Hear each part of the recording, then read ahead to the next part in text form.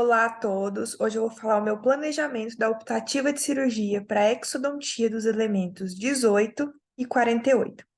As discentes sou eu, Débora Carvalho, e minha dupla, Eduarda Alessandra. Bom, nós vamos dividir esses slides em 5 partes. É o paciente, a radiografia, o pré-operatório, a exodontia e o pós-operatório. Quanto ao paciente, nossa paciente chama Kelly Cristina Soares Lopes. Ela tem 29 anos. Ela quer arrancar o siso, tem 1,52 de altura e 75 quilos. O paciente, ela não faz uso de nenhum medicamento e não apresenta reação alérgica à anestesia local, nunca teve nenhuma intercorrência em tratamentos odontológicos e médicos anteriores. Quanto à radiografia, aqui está a panorâmica dela, nós podemos perceber que tanto o elemento 18 quanto o elemento 48, eles estão em posição vertical, não tem dilaceração da raiz, podemos perceber que eles não estão muito próximos às estruturas nobres, né, ao canal da mandíbula, ao seio, possibilitando assim, provavelmente, uma técnica fechada. Então, a descrição clínica e radiográfica. A clínica é que a paciente apresenta o elemento 18 e o elemento 48 erupcionado e abertura bucal normal. Quanto à radiografia, é observado, né, que tanto o elemento 18 quanto o elemento 48 eles estão em posição vertical, como a gente já comentou, e a raiz não tem dilaceração e não tem proximidade com o canal da mandíbula, facilitando assim a extração desses elementos. Quanto ao pré-operatório, a gente passou 2 medicações para ela, o dipirona e o decadron. O dipirona, ele vai ser um analgésico que vai ser absorvido bem rápido pelo trato gastrointestinal. Ele atinge uma concentração máxima de 1 a 2 horas. E eles são totalmente eliminados pelos rins. Essa paciente ela vai tomar 1 grama de pirona de 1 grama, um comprimido, por via oral, 1 hora antes do procedimento e vai complementar com a Dexa, né, que é o Decadron, que vai inibir toda a cascata do ácido araquidônico, que vai inibir a fosfolipase, impedindo então a formação do ácido araquidônico, impedindo a formação da prostaglandina, tromboxano e leucotrieno.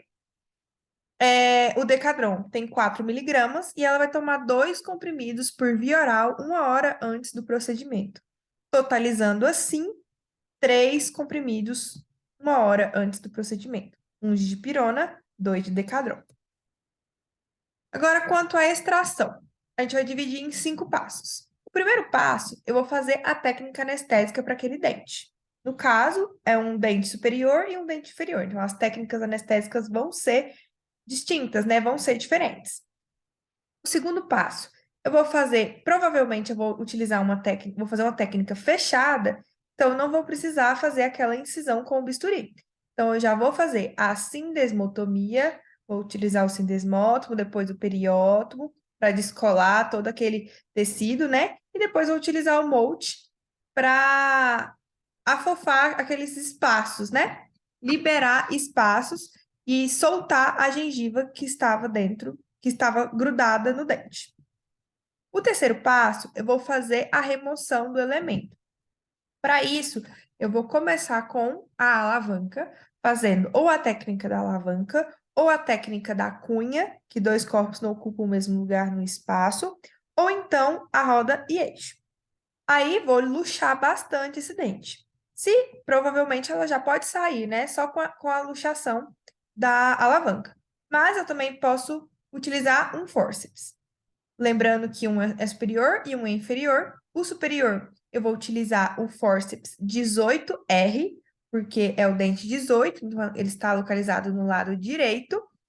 E para o inferior, eu vou utilizar o forceps 17. Vou remover o elemento. Depois que eu remover o elemento, eu vou ter que dar uma olhada, ver se precisa limar o osso, ver se precisa curetar.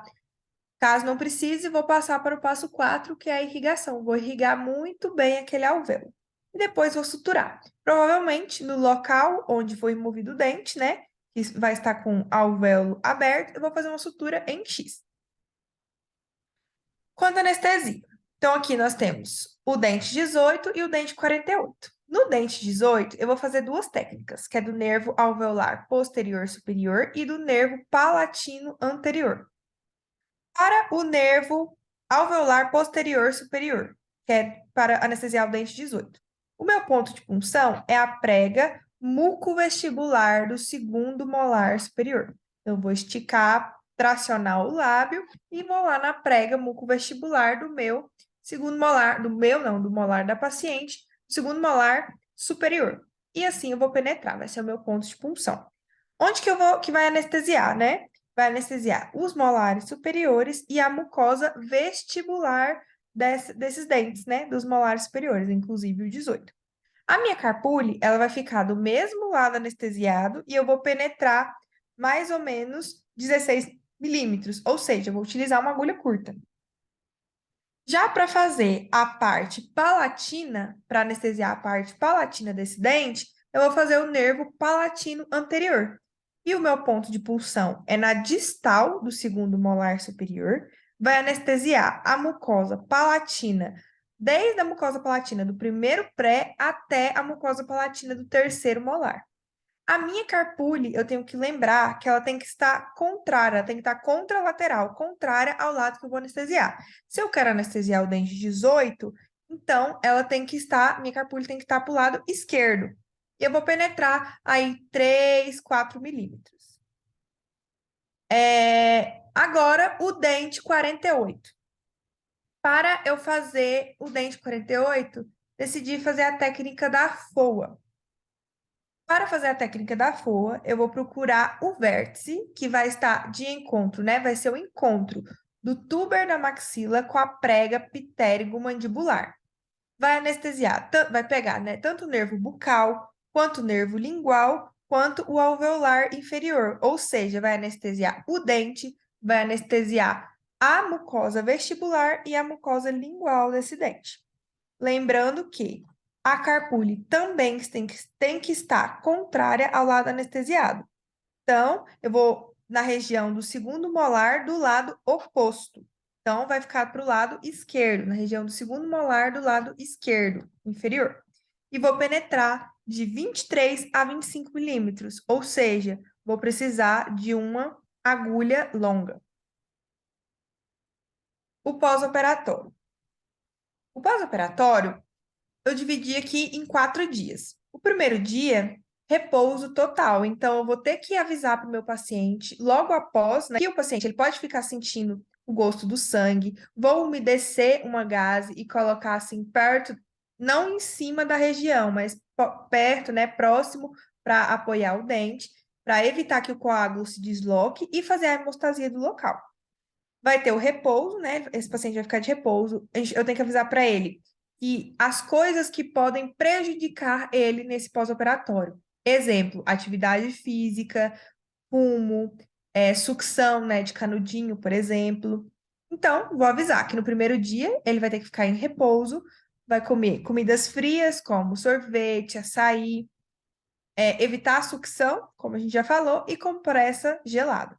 No segundo dia, também é de repouso, só que os alimentos eles já podem ser um pouquinho mais morninhos, líquidos e pastosos. No terceiro dia, também é de repouso, na maioria dos casos assim de técnica, principalmente técnica aberta, né, que tem um desgaste maior do paciente, mas a alimentação já pode ser normal e compressas mornas. Lembrando que a medicação, o paciente vai estar sob medicação até o terceiro dia. Então, no quarto dia, a vida dele já fica normal, a vida normal, a alimentação normal. Lembrando sempre de higienizar bastante desde o primeiro dia. Não pode escovar em cima da sutura, mas escovar normalmente, próximo ao local, devagar, né? E encorajar esse paciente a fazer essa higienização. Como pós-operatório também, a gente passou duas medicações. O dipirona, né, que vai agir como analgésico, e o ibuprofeno, que vai agir como... que ele é um anti-inflamatório não esteroidal. Então, quanto ao dipirona, a gente já falou, ele vai ser absorvido muito rápido pelo trato gastrointestinal e vai ser eliminado pelos rins. O dipirona tem 500 miligramas e ela vai tomar por via oral um comprimido a cada 6 horas. Então, de 6 em 6 horas, ela vai tomar um comprimido por 3 dias, totalizando assim 12 comprimidos. Já o ibuprofeno, ele é um anti-inflamatório não esteroidal que ele vai inibir a síntese das prostaglandinas e vai impedir a formação dos 5 sinais cardinais da inflamação, que é o edema, o rubor, a dor, o calor e a perda de função.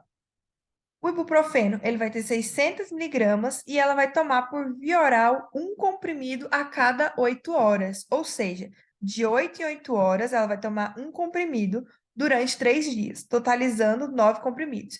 Então, ambos medicamentos ela vai tomar por 3 dias, só que o dipirona é de 6 em 6 horas e o ibuprofeno de 8 em 8 horas. É isso, muito obrigada.